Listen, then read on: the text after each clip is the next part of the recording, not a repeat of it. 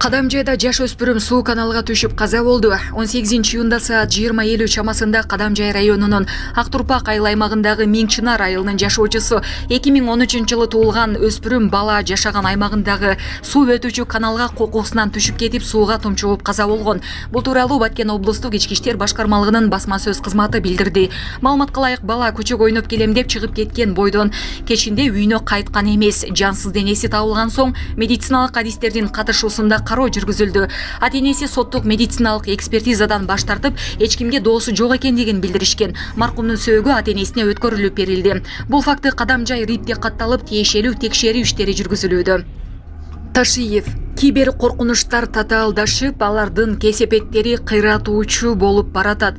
Кыргызстанга ЖКХга мүчө өлкөлөрдүн министрликтеринин жана ведомстволордун өкүлдөрү, КМШ жана ШКОнун делегаттары, ошондой эле кибер коопсуздук тармагындагы алдыңкы эксперттер жана адистер чогулду. Бул тууралуу УКМКнын басма сөз кызматы билдирди. Биз маалыматтарды коргоп сактоого гана эмес, глобалдык санариптик инфраструктуранын коопсуздугуна тиешелүү орчундуу маселелерди да талкуулайбыз. Кибер коркунучтар татаалдашып, алардын кесепеттери кыйратуучу болуп баратат деген иш-чаранын ачылышында УКМК төрагасы Камчыбек Ташиев. Бишкектеги даамдуу тест атым жайынан шаурма жеген 12 адам ууланды.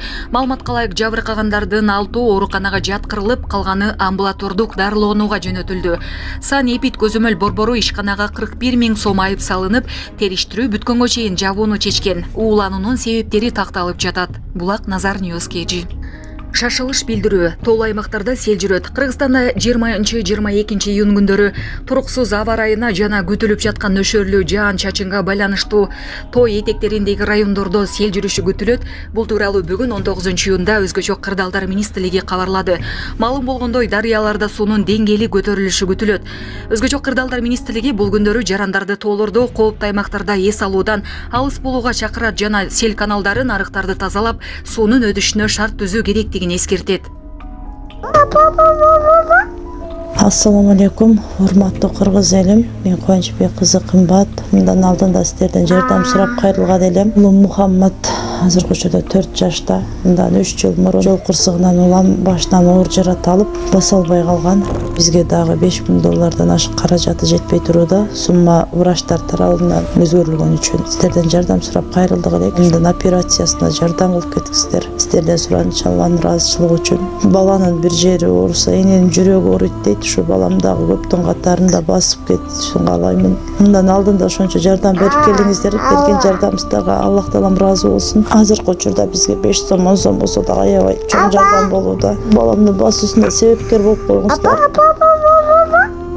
Жардамга колун сунам деген мусулман бир туугандар реквизит номерлер Мбанк Кымбат К деп чыгат. 3197 аягы. Ошол эле номерде о деньги бар, баланс кылып салам дегендерге. Россия өлкөсүнөн котором дегендерге Сбербанк бар, Самаган деп чыгат. 0600. Өзүмдүн энем азыркы учурда Россия өлкөсүндө мигрант болуп иштеп жүрүүдө. Жардамыңыздардан Аллах таала ыраазы болсун. Буга чейинки жардамдарыңызды дагы алып жатабыз.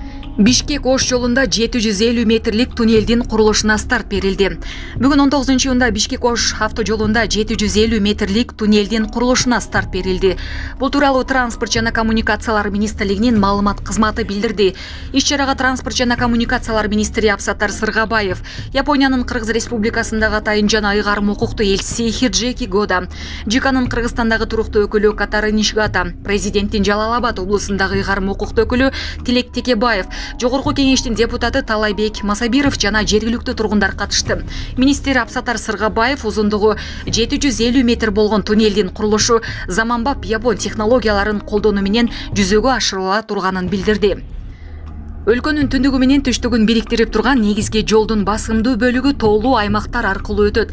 Мындан улам министрлик үчүн башкы милдет жол тармагын өнүктүрүү, жүктөрдү жана жүргүнчүлөрдү үзгүлтүксүз ташуу жана алардын коопсуздугун камсыз кылуу болуп саналат. Белгилүү болгондой, бүгүн курулушу башталып жаткан Бишкек-Ош автожолунун долбоордук тилкесинде да аскалардан ташкылоо коркунучу жогору. Мындай шартта эң ылайыктуу чечим туннель куруу болуп эсептелет. Узундугу 750 метр болгон туннелдин курулушу заманбап япон технологияларын колдонуу менен жүзөгө ашырылып турат.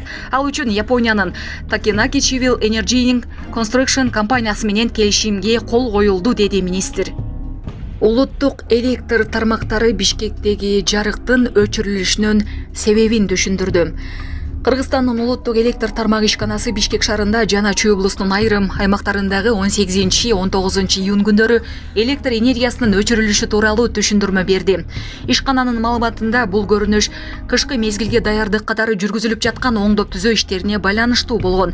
Анда айрым электр линияларында жүргүзүлгөн иш-чаралар учурунда линиянын өткөрүү кубаттуулугу жетишсиз болуп, электр энергиясы убактылуу өчүп калган. Бирок коопсуздук чаралары туура иштеп, жарылуу же өрттөнүү сыяктуу олуттуу зыян келтирилген кырдаал катталган жок. Алдын ала маалыматтарга ылайык, штаттан тышкары учурда 220 киловатт Кара Балта главная линиясынын өчүп калышы себеп болгон деп айтылат маалыматта.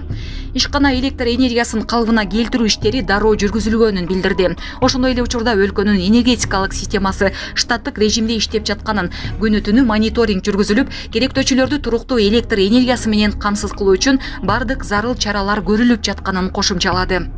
Билген эмесмин, блогер Арген Асанов онлайн казинолорду жарнамалаган үчүн кечирим сурады.